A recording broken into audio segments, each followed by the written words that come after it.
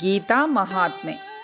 ಜ್ಞಾನೇನ ತು ತದಜ್ಞಾನಂ ಯೇಷಾಂ ನಾಶಿತಮಾತ್ಮನಃ ತೇಷಾಮಾದಿತ್ಯವಜ್ಞಾನಂ ಪ್ರಕಾಶಯತಿ ತತ್ಪರಂ. ಅಜ್ಞಾನವನ್ನು ನಾಶ ಮಾಡಿಕೊಂಡವರ ಜ್ಞಾನವು ಸೂರ್ಯನಂತೆ ಪರಮತತ್ವ ಪರಮಾತ್ಮನನ್ನು ಪ್ರಕಾಶಗೊಳಿಸುತ್ತದೆ. ದಟ್ಟವಾದ ಮೇಘದಿಂದ ಸೂರ್ಯನು ಆವರಿಸಲ್ಪಟ್ಟಾಗ ಲೋಕವೆಲ್ಲ ಕತ್ತಲೆಯು ಆವರಿಸಿರುತ್ತದೆ.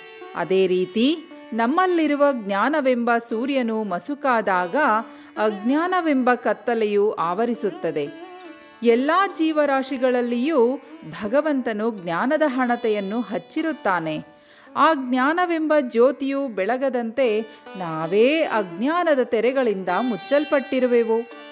ನಾವು ಜ್ಞಾನವೆಂಬ ಜ್ಯೋತಿಯನ್ನು ಕಾಣಬೇಕಾದರೆ ಅಜ್ಞಾನವೆಂಬ ಕತ್ತಲೆಯನ್ನು ದೂರ ಮಾಡಬೇಕು.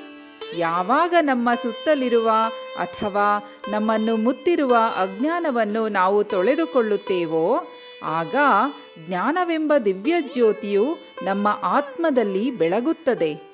ಆ ಜ್ಯೋತಿಯ ಮೂಲಕ ಪರಮಾತ್ಮನನ್ನು ತಿಳಿದುಕೊಳ್ಳುತ್ತೇವೆ. ಯಾವಾಗ ನಮ್ಮ ಜ್ಞಾನ ತಿಳಿಯಾಗುವುದೋ ಆಗ ನಮಗೆ ಒಂದು ಹೊಸ ಶಕ್ತಿ ಬಂದಂತೆ ಆಗುವುದು.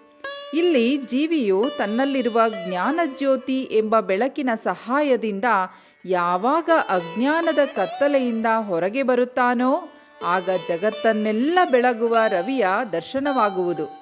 ಈ ರೀತಿ ಆತ್ಮಜ್ಞಾನ ಕ್ರಮೇಣ ನಮ್ಮನ್ನು ಪರಮಾತ್ಮನ ಕಡೆಗೆ ಒಯ್ಯುತ್ತದೆ. ಹರಿ ಓಂ.